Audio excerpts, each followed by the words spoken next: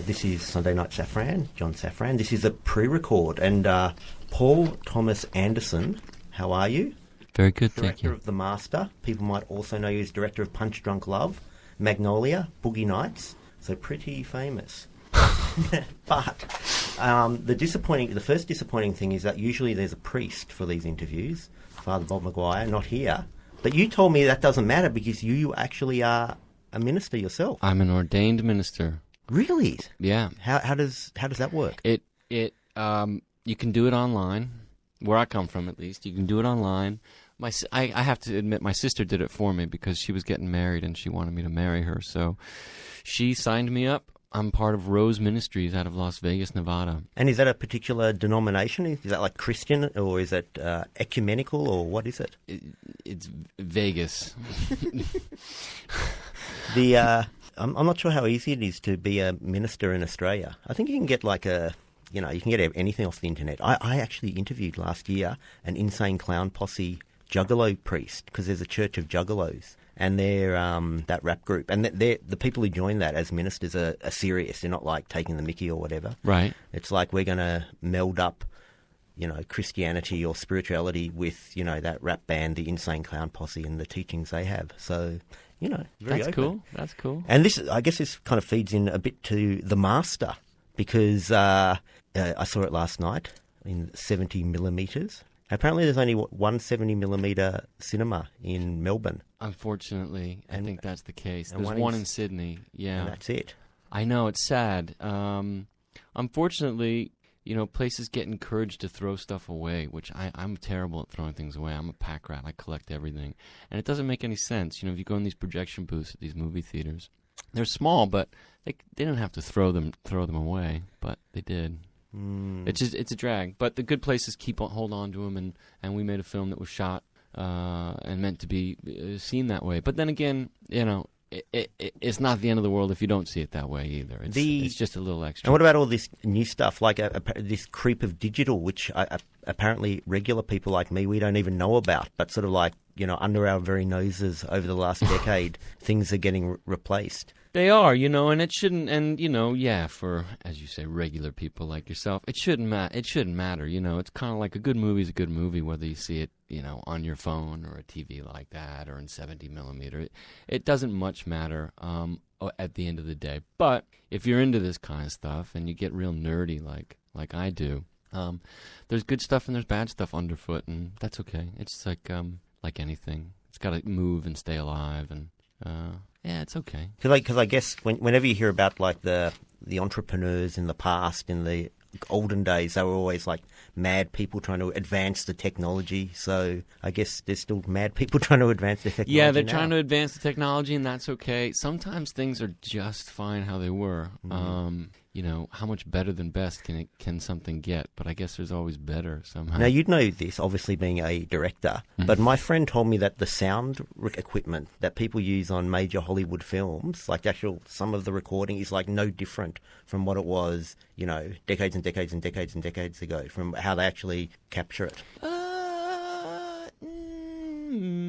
Oh, thanks a lot, Craig Melville, for making me look like a jerk in front of Paul Thomas Anderson. I don't know what he's talking. I mean, listen, here's what's the same is that there's a microphone, sound goes in, sound gets put onto something, sound comes back out again. I mean, it hasn't changed that much, but it's harder and harder. I mean, I know bands and people that can't record on tape anymore, and they don't make it anymore.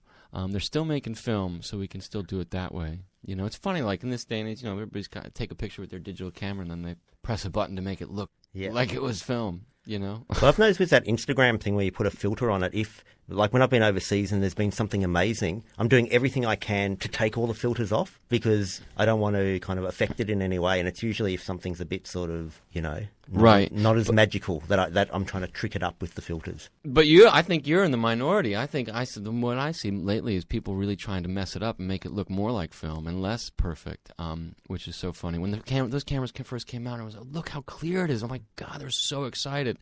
Now they've kind of grown tired of that, and they're trying to find a way to mess it up and make it look like they're old photographs of them as children, because we get nostalgic for that thing that we can hold in our hand and the way a photograph fades, and they feel good that way.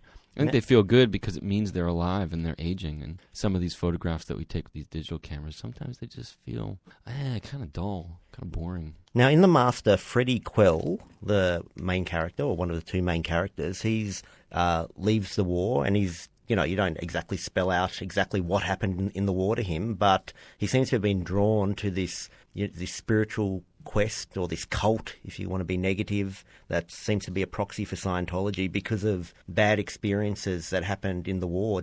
Is that story like a bigger story in that, like, a lot of people in your reading, you saw that because they went through World War II, they were drawn to these things afterwards? It wasn't a big thing. I mean, I definitely have stories I could point to that I read of fellas that were in the war who were hungry for some spiritual questions and spiritual answers and would get involved in movements. But they're in the minority, I think. I don't think this character, Freddie, unless he hadn't literally stumbled across this boat and ended up where he ended up, he wouldn't have spent 2 seconds with it, just not that kind of fella. So through a series of events, here he is, sort of somebody who seemingly has no interest in their spirituality. Turns out probably does, if asked the right questions, or, is sort of wrestling with enough stuff, whether it's from the war or before the war, it doesn't quite matter, but he's definitely hungry for some answers, and probably just sort of not willing, sort of led a life where he's not even willing to deal with it, just would rather get drunk, booze, black out. And obviously, all the themes in the film, because so much is universal, you could have told it different ways. Why did you choose to do something that so strikingly is a character that everyone's going to think is L. Ron Hubbard from the Church of Scientology, is the one that this guy from the war bumps into? Well, I don't know. I mean, I don't think it's so well known that everybody's going to feel that way. I think people that are kind of in the know or have some awareness of Hubbard will see a lot of the parallels and similarities. Ultimately, just kind of throw that stuff out the window and sort of be inspired by stuff and tell your own story, and make something that's, that's its own freestanding thing. But did you feel like when you're putting that in the film, it was a bit playing with fire, either in an exciting way or not necessarily in a negative way? Because there's sort of like no way you can put someone, based that a lot of people are going to think is based on L. Ron Hubbard and not have, blowback. No, not really. I mean, no. Can't figure out whether you're going to say something in. I think I was going to say something, but my mind just farted. So. And I know where you're coming from, though. I'm not trying to dodge it. I get you. I hear you, but I just never really felt that way. I mean, I feel like it's kind of like I was hearing somebody talk about, where was this? Somebody was talking about these Rothko paintings and how people of a certain age would walk through, and all they could see was how he'd killed himself, and it affected what they were looking at. And he was saying that he would see these school kids walk through, and they were just saying, wow, look at these colors. This is amazing. They weren't bringing that to it.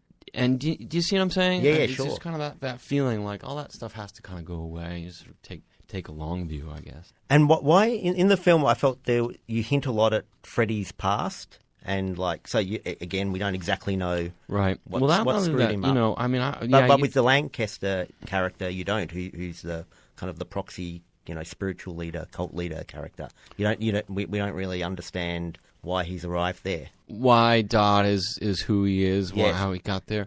Well, you can't in a 2-hour film do so much of that, and you have to kind of rely on the fact that you just can take one look at Phil Hoffman playing this part and kind of just you either get it and go with it, or or if you're unfortunately hungering to wonder, well, how did he get here? Hopefully, it's not too distracting. Yeah. Hopefully that's not hanging you up from enjoying the film. It's like with Freddie, Joaquin. One look at his face, and I think it says it all. You can kind of see something's going on here, and whether you get all the answers or not, it shouldn't quite matter. What are the details of how this happened? Don't really matter.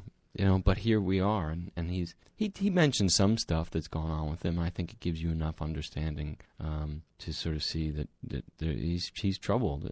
He's seen things that most people haven't. Got himself into a position that most people aren't in. And you said last night at the Q&A that you felt that the Lancaster character was sincere to himself. So regardless of whether his beliefs were true or not true, he actually sincerely believed them himself. Mm-hmm. Yeah. Yeah. Did you feel that way? Did you?